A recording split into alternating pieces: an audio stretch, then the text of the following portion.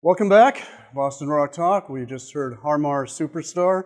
I'm Jim Sullivan, the host, and we are here with Harmar Superstar, aka Sean Tillman. Which do you prefer? I go back and forth. I kind of let whoever's presenting the question kind of choose. Well, I'm guessing you were born with the name Harmar Superstar. Yeah, Sean that's Tillman's more the natural. Right. Yeah. I mean, what a break, huh? Having Superstar as a surname. I know. It really just sort of paved the way. It did. The path was just clear. Actually, I got to ask you, when you started this thing, which was what, 2003? No, actually, it's been since 1999. Honestly, I don't know. You mean like the Prince record? Yeah, exactly. That's why I did it. That's why. Yeah. When you took the name, was there irony involved in Superstar? Yeah, yes, definitely.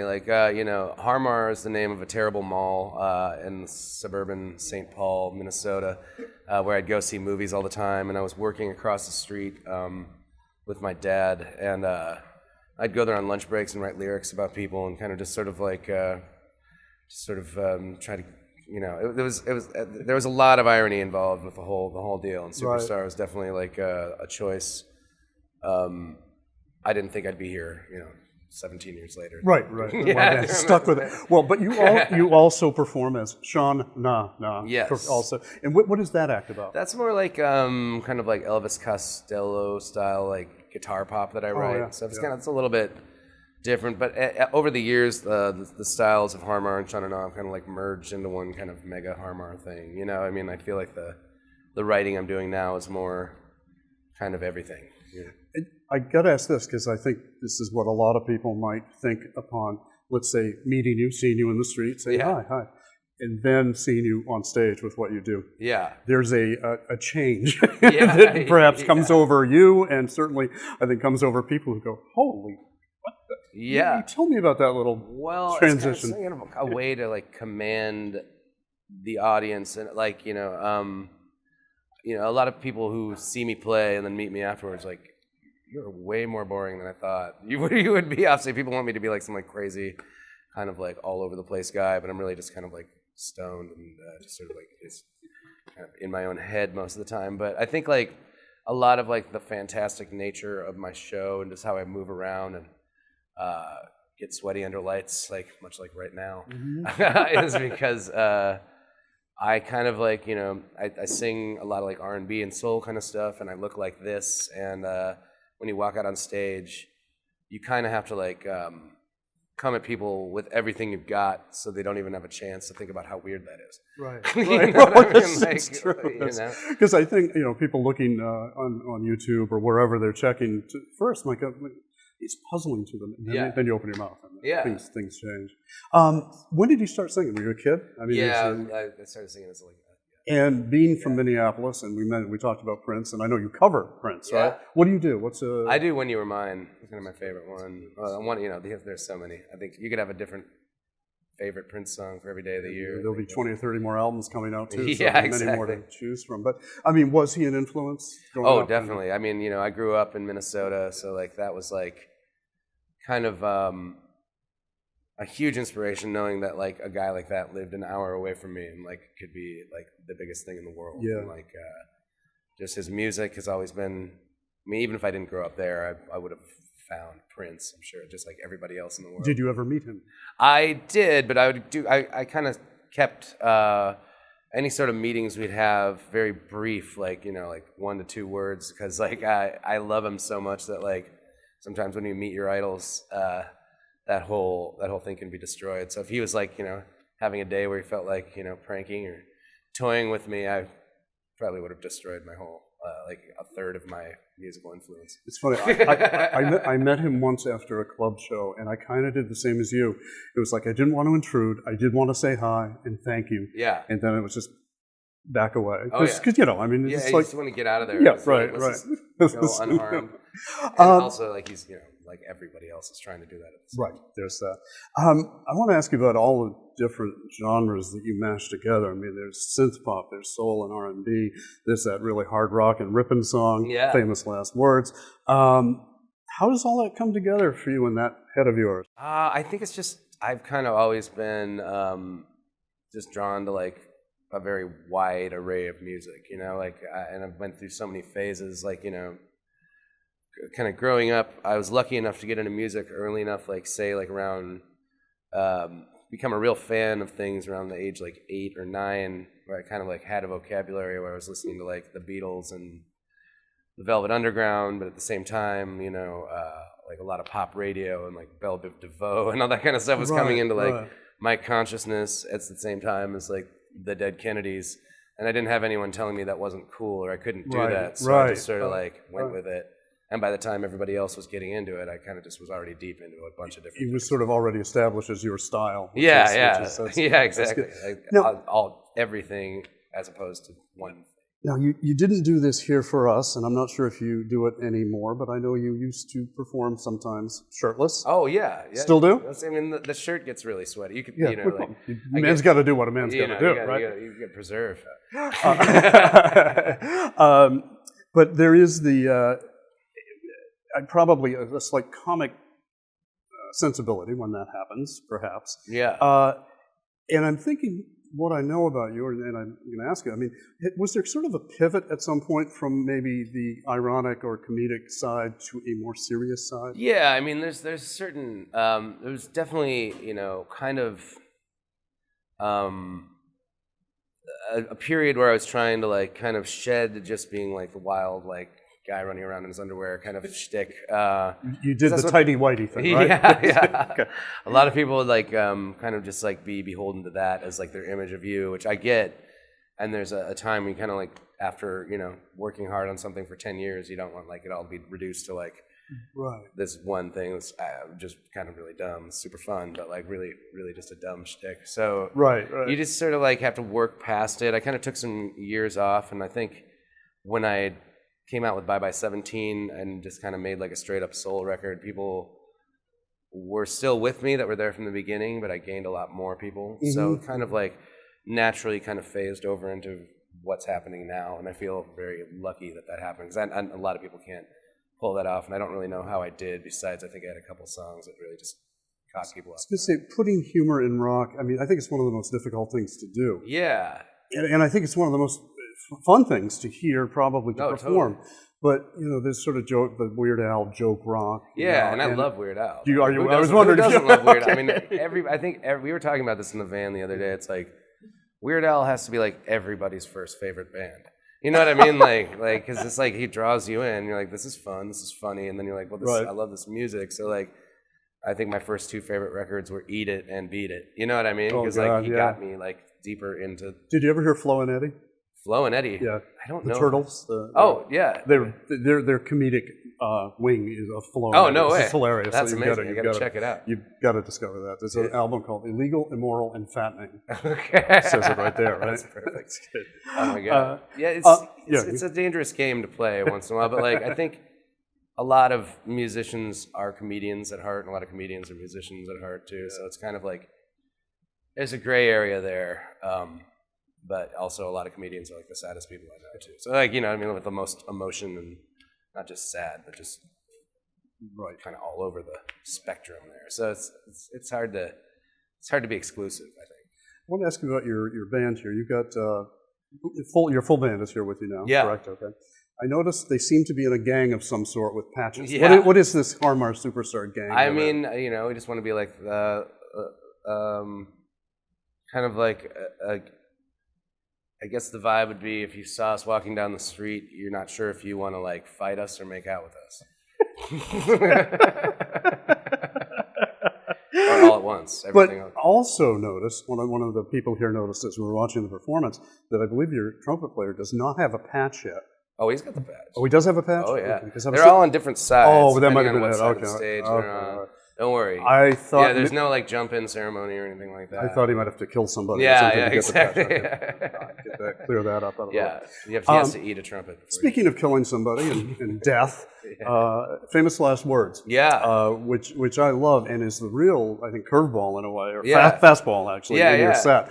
Where did that come from? And tell people a little bit about it. I have this like kind of running theme about, I mean, just people's actual last words on their deathbed. I think the song "Lady Who Shot Me" that I'll be ending the set with is Sam Cooke's last words, and I just like after like kind of exploring that idea of just his, I kind of like when writing Best Summer Ever was like researching a bunch of other people's famous last words, like just before they died. And the chorus is, you know, Mama, oh wow, Mama, I'm going away tonight.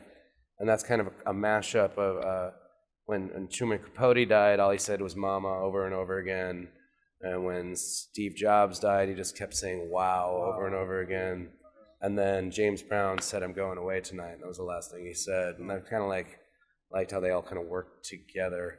But yeah, so I was like researching, you know, and I found Eugene O'Neill's last words were, I was born in this hotel room, and I'm going to die in this hotel room. You know what I mean? Like, which is like that's pretty damn profound. I mean, he is a playwright, but yeah, Jesus. I know. So I was like, kind of just really struck with that. So like, yeah, I just decided to kind of just research some more. All right, let's say many years in the future, John Tillman is on his deathbed, and he's thinking of this arc of his career. Yeah, he's going, I did this song. Damn it, years ago I did this song. My famous last words. I know. It's probably going to be something about Taco John's and how you like a number 4.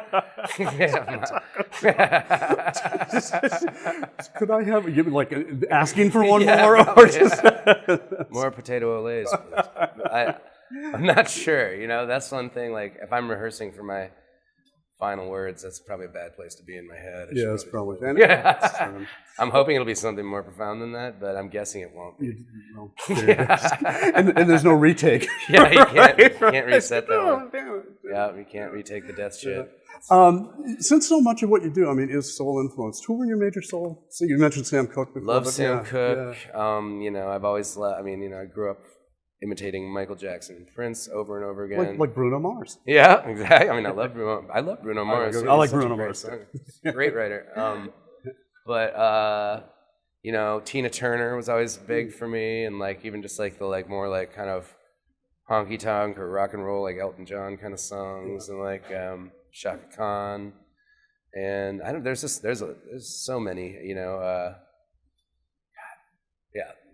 Yeah, just sort of a hybrid of all of that. Throw any Motown or Stax. Were you a record collector as a kid? Yeah, I mean, I definitely never thought of it like as a collecting. I was just like more kind of voracious with like, you know, like checking out tapes from the library and then copying them at home, and then like. You know, how much of your income as a kid did you spend on records? Oh, I mean, how did it do? What was the I think my allowance was like, you know, $2 a week, so you know, I'd have to save a few weeks to get that tape that I really wanted, or do some odd jobs, you know, just to get that Quiet Riot tape that I so needed.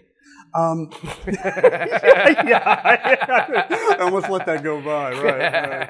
Yeah, their awful version of "Come On, Feel the Noise," right? I mean, come on. Really.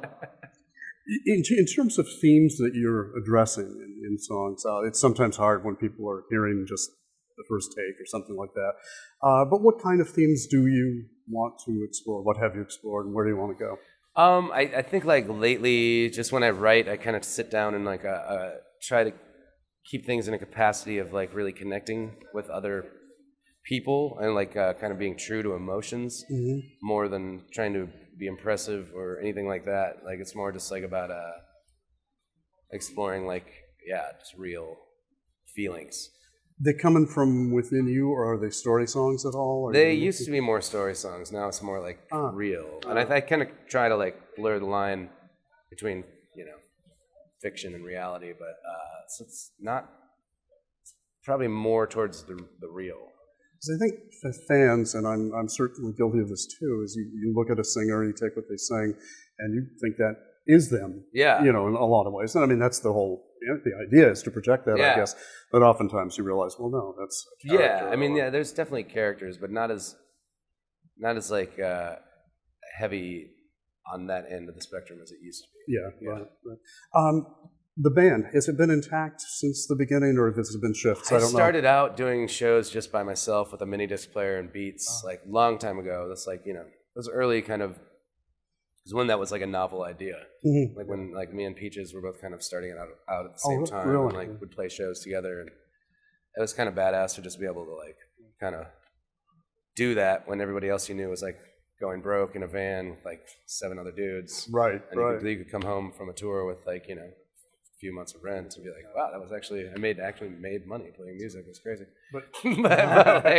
But now you're at a point where it's grown for like, it's been years, and I've been playing with like a rhythm section for a long time. Like the last maybe like 15 years ago, kind of started doing that, or a little less, but it grows more and more, and I'm finally at the spot where I have enough of a catalog with like horns and a bunch of like sounds that it makes sense to like have all these guys, and I can actually like sustain, and you can bring them on the road and lose money. I can actually like bring them on the road and everybody gets paid. It's cool, and so that's like, you know, that's kind of the dream. Let's talk about Best Summer Ever, the latest album. Yeah. Julian Casablancas was involved. Yeah. Is it his label? He runs the label Cult Records. And he wrote one for you? Yeah, he wrote the song Youth Without Love. It was like a demo he had laying around that I really loved, and we decided to just make that. He didn't force it upon you. No, you're working for me. Do my song now. No. He played a bunch of demos, like just for ideas for other stuff, like, you know. And he likes to get involved in like that producer sense, where he, like, you know, will have little ideas for like little flourishes in songs. We were just listening to a bunch of things, and I was like, "What is this song? I would love to do this." Lying around. And he was like, "Oh, actually, that would be like a perfect song for this record. We should just do that." So we did. And there are no covers on this album, are there? I don't think cover songs. Oh, there is. The first one is called "I Hope." It's a Bobby Charles cover.